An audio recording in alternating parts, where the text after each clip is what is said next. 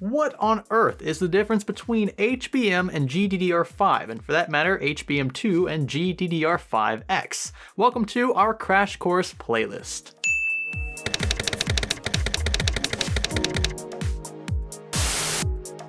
So HBM, or high bandwidth memory, in its essence is a form of stackable memory designed to reduce power consumption and ramp up data transfer rates. The first of HBM's kind was implemented in the R9 Nano, Fury, and Fury X, with HBM2, which allows twice the number of transfers, as the first generation, we'll get more into detail with that in a second here, thrown into the latest Vega cards. It's a largely AMD venture, but it should be noted that NVIDIA's P100 Tesla card also boasts HBM2. The primary physical difference between HBM and GDDR5 that you need to know is that the latter is scattered around the GPU on the PCB. Most graphics cards from early NVIDIA and AMD up through the 1080 Ti are set up this way, the primary difference between GDDR5X and GDDR5 being the doubled bandwidth, made possible in part by a quad data rate interface rather than a double data rate one found in regular old DDR5. Every time the data rate is doubled, the number of clock signals must double, and to achieve 11 gigabits per second without insane noise and jitter levels was no simple task for Micron. But as taxing as this was in the production phase,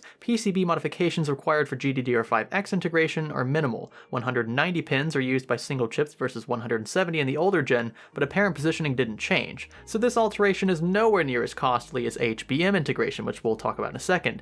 In a nutshell here, GDDR5X utilizing quad data rate signaling should actually be called GQDR5, but you can see why they tacked on the X instead. Now, where GDDR5 modules are physically scattered around the graphics processor, HBM dies are extremely close to the GPU, actually on the package itself. DRAM dies are stacked atop a controller to form an HBM module, which is connected to the GPU via an interposer. Between the two, 1024 data links exist. Assuming 4 stacked DRAM dies per module, each with two 128 channels per die, every HBM package boasts 8 channels at 128 times 8 equals 1024 bits. If the graphics card in question has 4 HBM stacks, then the memory bus of the card is 1024 times 4, which equals 4096 bits. This provides cards with HBM an insane memory bandwidth. HBM2, which is found in Vega and the P100, essentially doubles the pin transfer rate of HBM1 and also allows for much more storage per unit. The R9 Fury X on HBM1, for example, was limited to 1 GB per stack, which is why it was only a 4 GB card. It only had 4 HBM stacks.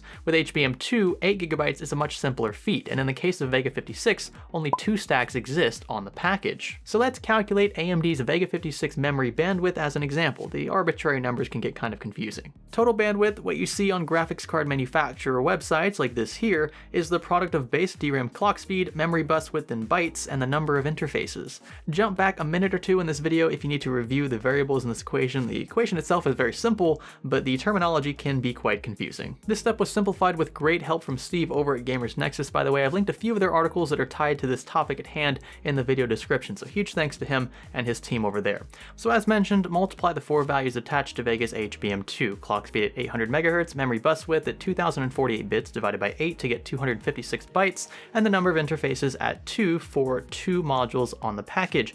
Memory bandwidth equals 410 roughly gigabytes per second. As such, you can see how changing the clock speed of the memory has a direct impact on memory bandwidth. At 945 MHz, for example, bandwidth jumps up to roughly 484 gigabytes per second. The primary benefits of HBM2 are rooted in power and frequency optimizations. Since memory pathways are extremely short, power consumption is lower than that for GDDR5, but that's not the full story. Since each bus is much wider, packets can operate at much lower frequencies and maintain comparable or even higher memory bandwidths than GDDR5 counterparts. Lower frequency equals lower input voltage, and there's your efficiency parameter. But it's no secret that HBM is a costly venture. Printed circuit boards are much cheaper by comparison, which is why GDDR5 has been so feasible for so long, and the production of GDDR6 leaves us questioning the viability of HBM in the first place.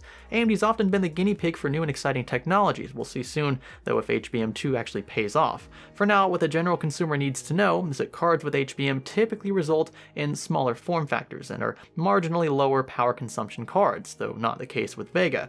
Both GDDR5 and HBM bandwidths are sufficient for gaming. You'd be hard-pressed to tell the difference in literally any scenario, so the real benefit of HBM lay in its small design, useful especially for VR applications. This topic was brought to you by one of your fellow Twitter followers. Be sure to thank them for that. I ran a survey, and the remaining 3 videos in the Crash Course series, or actually maybe Minute Science series, it really depends on how long the videos end up being, being will be arriving soon on the channel. I'm still working on getting those scripts together because a lot of this stuff I have to do research for, which is why at the end of every video I say thanks for learning with us, because I don't know most of the stuff going into it. I like to learn, and I'm glad that you all like to as well. That's why this channel exists. So if you like this video, be sure to give it a thumbs up, thumbs down for the opposite, click the subscribe button if you haven't already, and stay tuned for more content like this. This is Science Studio. Thanks for learning with us.